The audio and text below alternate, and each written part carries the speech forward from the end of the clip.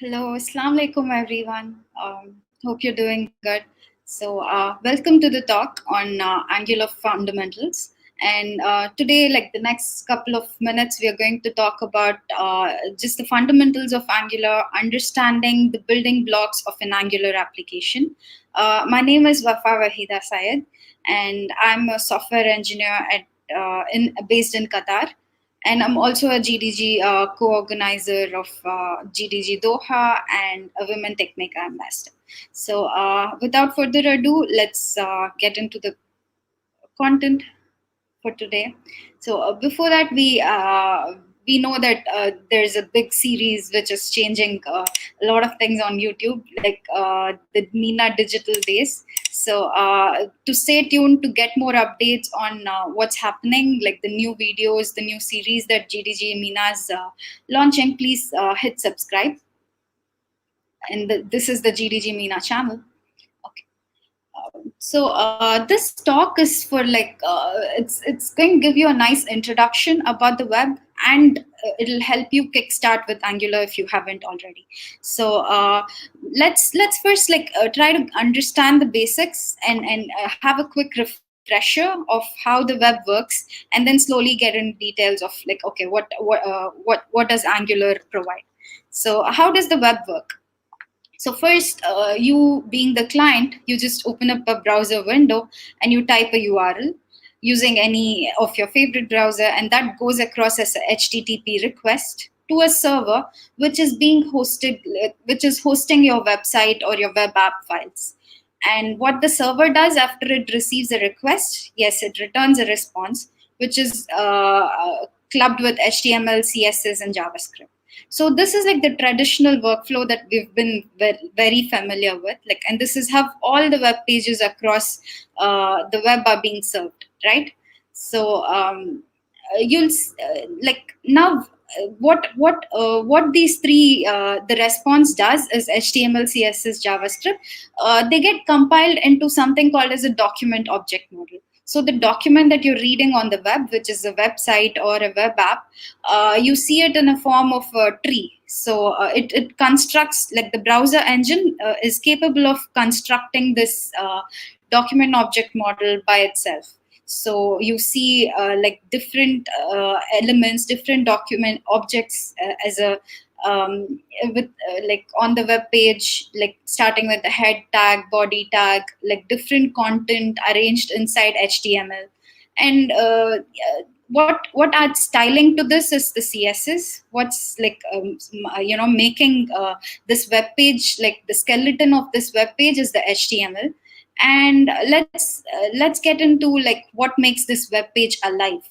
That's what we're here to discuss, right? Like, I mean, we covered a few fundamentals of how it works, but this is what we are here to talk about. We're here to talk about Angular fundamentals, and we cannot talk about Angular without talking about JavaScript. What does JavaScript do in all this, in this entire web flow response? Like, you know, the HTTP response, the web page you get, the website you get. It's JavaScript is what makes, like, you know, the entire web page alive. It brings your entire website alive by just responding to your user actions. As you can see, like, JavaScript is the behavior of the web. So the any app you're building, this JavaScript is responsible for how you interact with the UI, like the interaction, the data behind UI. So all of this is JavaScript. And as you can say, like your website or web app, like whatever you're seeing on your web page, it you'll be constantly interacting with it through a series of events, like a button click of a form submission if you're logging in, or if you're checking out of the cart, or if you're just like browsing through, you know, blogs or pictures, like you'll be clicking on the sliders. These are all like user events. And what's happening here behind the scenes is that you're updating the state. You're constantly updating the state of the website, and this is all being handled by JavaScript. HTML is like the skeleton of the page you're seeing, and CSS is just adding style to it. But JavaScript is what is taking care of all of this interaction. So while this is all going on, Let's talk about the nature of JavaScript. JavaScript is a single-threaded language where it can only do one thing at a time. And in order for it to do multiple things, like fetching your data or submitting, the data that you just put, like if you're registering on a form, it has to do this using asynchronous operations. By asynchronous, I mean that okay, it's gonna be like decoupled. It's not going to be linked to the web page, like to the interactions you're having. Like when you're seeing, when JavaScript is compiling the code, since it's single threaded, asynchronous is like okay, so you filled the form. This entire fetching of data is like happening in a separate way. So it's not linked to okay, so this is what you interacted and this is what you get. So it's asynchronous in a way where it's not ordered. Like you can so because, especially because of this asynchronous nature of JavaScript, you have a lot of trouble in order to just like maintain your web page or web app. Like as a developer, you'll be concerned about okay, when does this asynchronous event get over? It's happening on its own, but I know I started it, like a user action started it, but when does this end? And like how should I respond to it once it gets over? Imagine, like we're living in a very data heavy day, right? Like we're living in web 2.0 where the content is all user generated. Imagine what happens behind Facebook or Instagram, where so much like data is coming and so many API calls are being made. All these are apps built with JavaScript, right? So these are all web apps, and they're having a lot of data, a lot of interaction, a lot of asynchronous events happening. So how can one build and rely only on plain JavaScript in situations like these?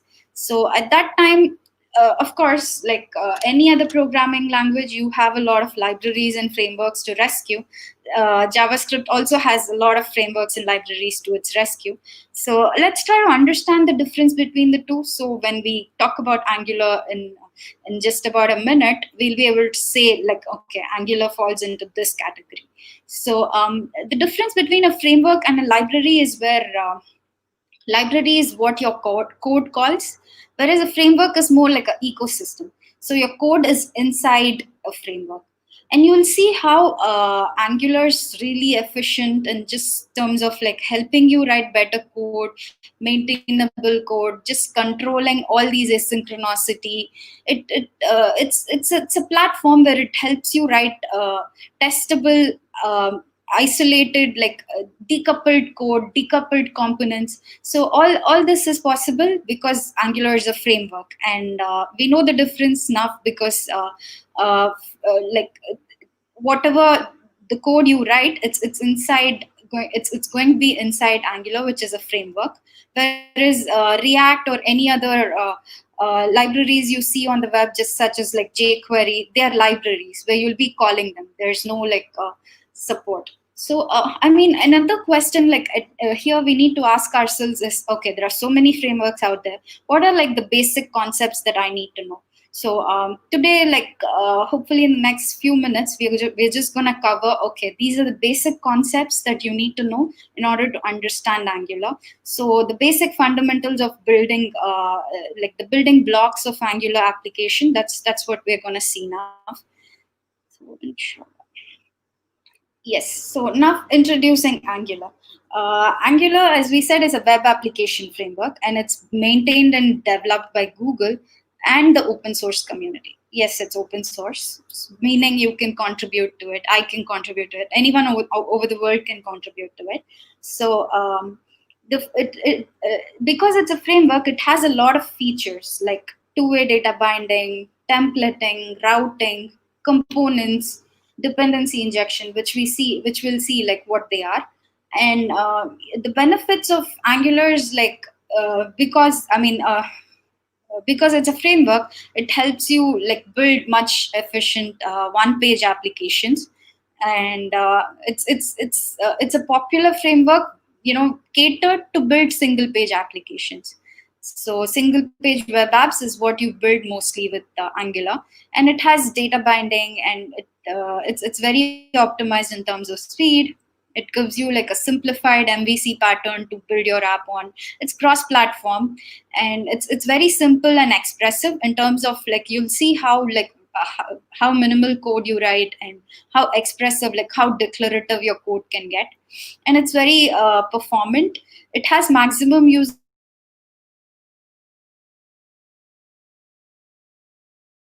in terms of like while you're developing, because it allows to test, like it comes with inbuilt testing and testing support.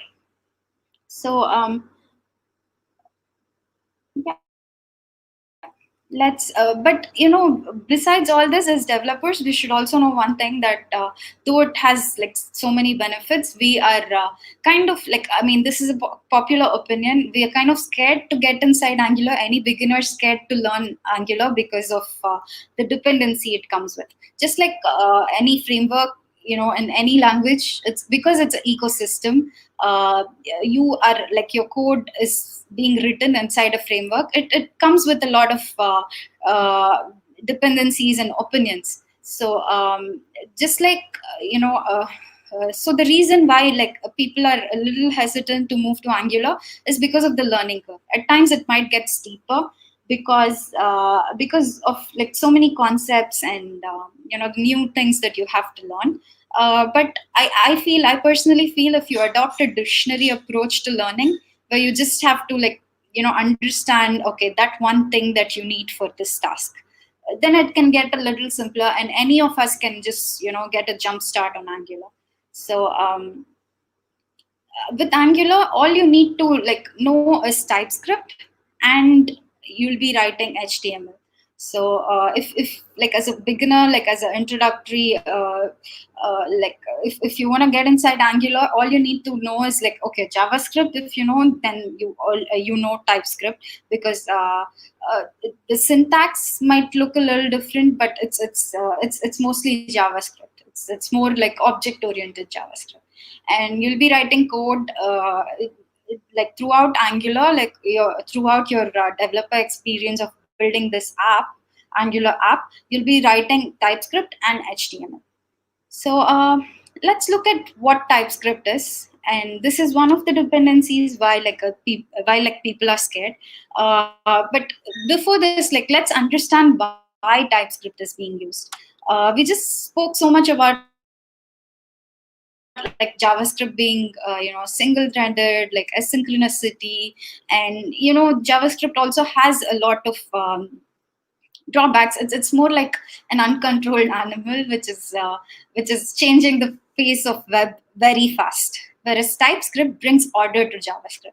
In my opinion, it kind of helps you write controlled JavaScript, like kind of domesticating this animal, so you can discipline it and maintain it, and kind of nurture it, like make it react the way you want it to. So TypeScript kind of helps you do that. So TypeScript helps you have like optional static typing. JavaScript is not typed at all; like it's dynamically typed. So what do I mean by static dynamic type? Is like with JavaScript, when you're writing code, you don't have to say, okay, x variable x is going to be an integer. It's going to learn on its own while the browser engine is compiling your code, compiling your web app, or rendering your web app. So whereas with TypeScript, you get to say, like when you're initializing your variables, you get to say, okay, this is going to be an integer, and throughout the app it's going to be an integer. So this avoids a lot of hassles in terms of like, okay, you won't get like data type kind of issues. Maybe you have like a string function somewhere in your code, and the API response for a particular variable changes, and your entire app crashes if it's just JavaScript. Whereas if it's TypeScript, you have a better way of handling it, and it makes your code more maintainable. And it's also like heavily object oriented, where okay, we just spoke about the data API call, right? Like, I mean, API call, a response could be like it could be having multiple variables or multiple like kinds of data, right? It's usually in the form of JSON. So all this can be like defined for each of the response. Like you can have something called as an interface and define it. So object oriented is not, it just does not stop with that. You can have classes, you can have interfaces, you can encapsulate, you can inherit, you can do all this with TypeScript. You'll It's essentially for like a superset of JavaScript, and it compiles down to plain JavaScript. And any browser, any host can, any OS like can support TypeScript, and it's open source. So to simply put it, TypeScript is JavaScript that scales. And another like kind of unknown which scares most developers while moving to Angular is reactive programming. So imagine, like, I mean, we spoke about so many UI events happening, and the state of the app changing continuously, right? So with reactive programming, you have something called observables, which are built to kind of like support the stream of data. So we spoke so much about like Facebook and Instagram, where so much data is being like generated all the time. Your Facebook wall has to update continuously. This is no longer like a request response kind of a asynchronous call, right? You want it to be synchronous. You want to control it. You want to control when you want the data, when you want to stop listening to the data.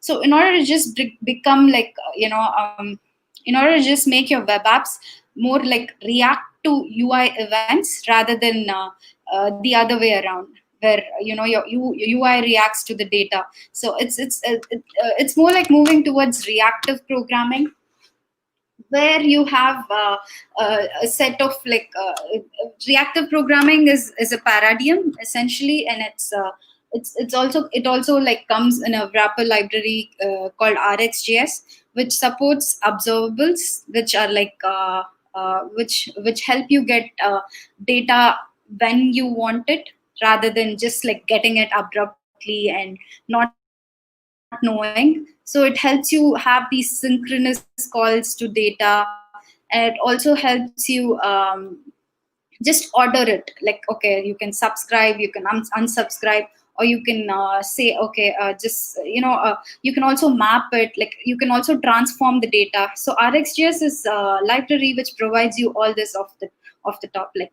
and TypeScript and RxJS are kind of baked into Angular. So this is the reason why like the learning curve becomes steeper. But I feel like if we're adopting a dictionary approach, where we stick to the, we understand the concepts first and then take it like slowly.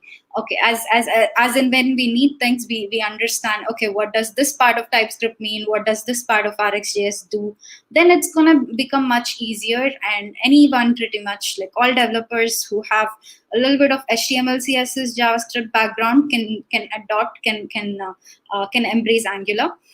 So with that being the mindset, let's move into the architecture of Angular. Like, how is it built? So we just said that RxJS and TypeScript are like baked into it, right? And these are like the different components that constitute to Angular. So as we said, Angular is a platform and a framework, and it's especially for building single page applications. And it uses heavily TypeScript and HTML. So Angular is written in TypeScript. If you look at the code, since I told you like Angular is a open source framework, even you and I can contribute to it. So they have all the code of Angular, the framework itself, open sourced on GitHub. So if you just look at their, look at how Angular is built, it's written in TypeScript, and it implements a lot of core and optional functionalities which you can import in your app. So it's not like everything Angular has you'll be using it. It's more like, okay, I need routing, I don't need routing in my app. It's up to you to choose, like, okay, this is what I want, this is what I don't want. But it's more also like opinionated, where you if you want routing, you have to do routing in a way where way how they recommend it, because it's all like a framework, it's an ecosystem, so you have to follow the rules of how things are being done. So Yeah. This architecture of an Angular application, it relies on certain fundamental concepts, and these are what like we're going to discuss for the next 20 minutes or so.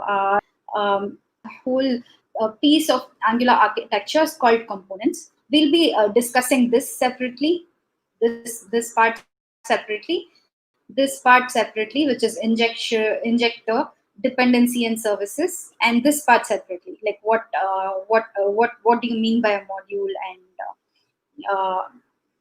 like how it fits in inside Angular. So if you can see,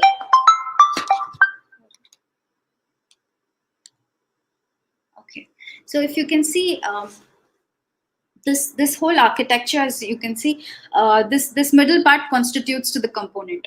Let's look at what a component is.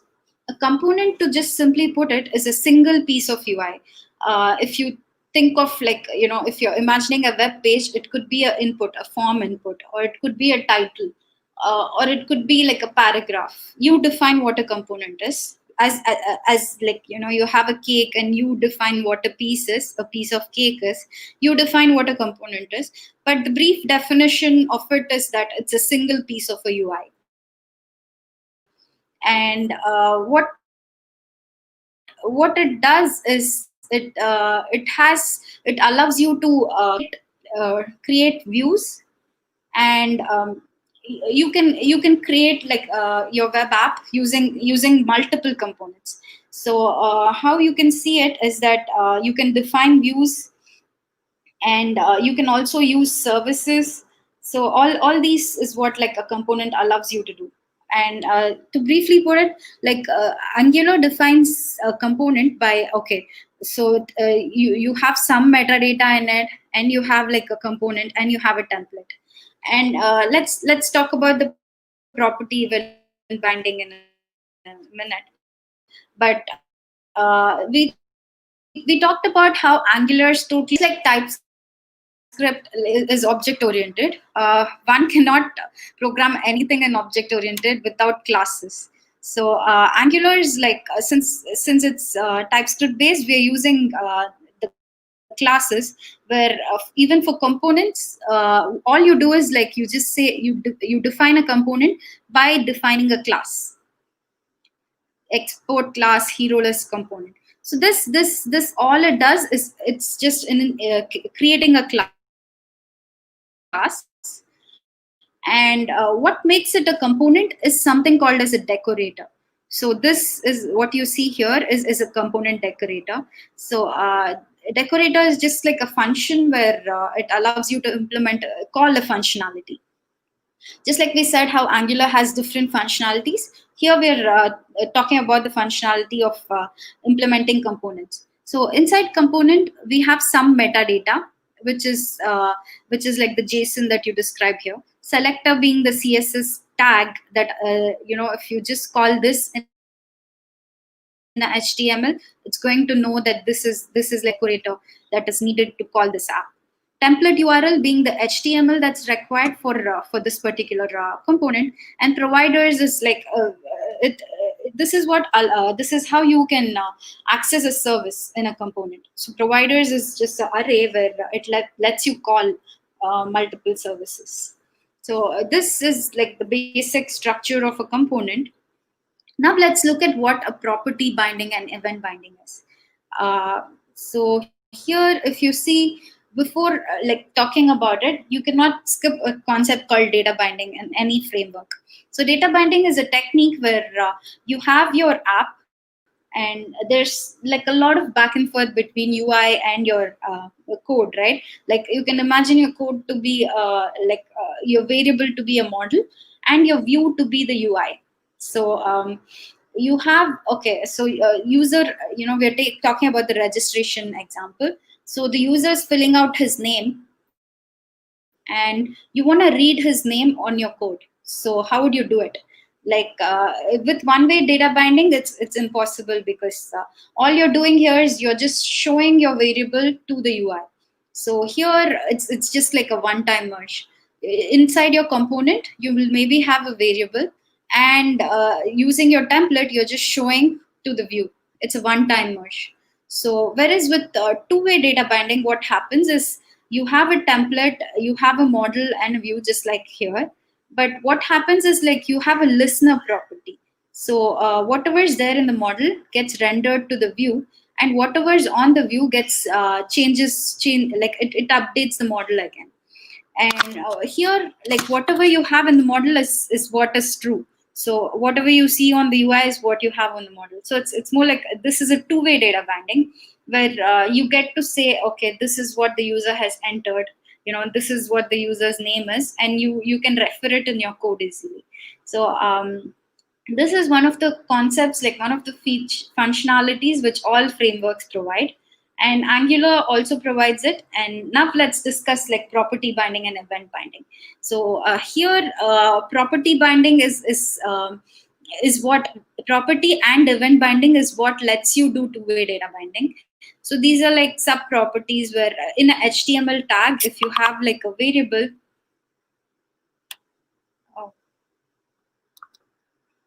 Oh, just a minute. Okay.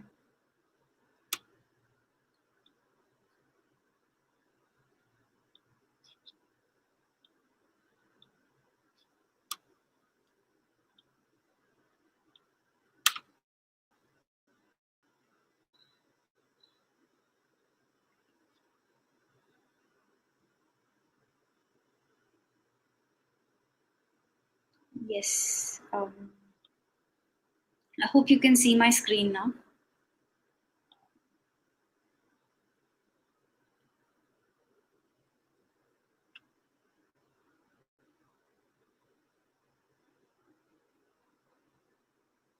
Okay. So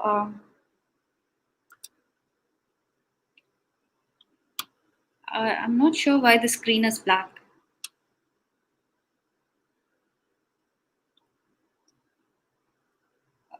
Are you able to see now? Like maybe if I don't use presentation mode and if I just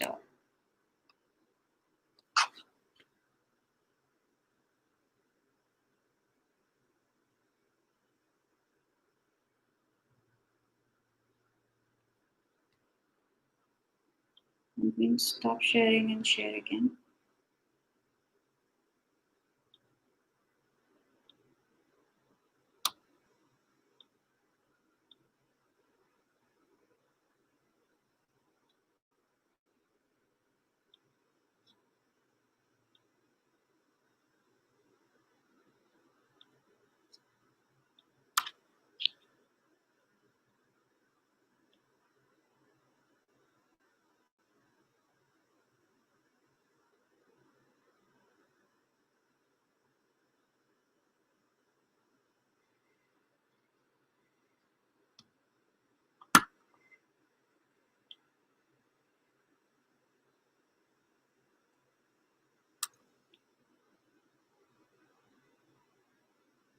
Okay.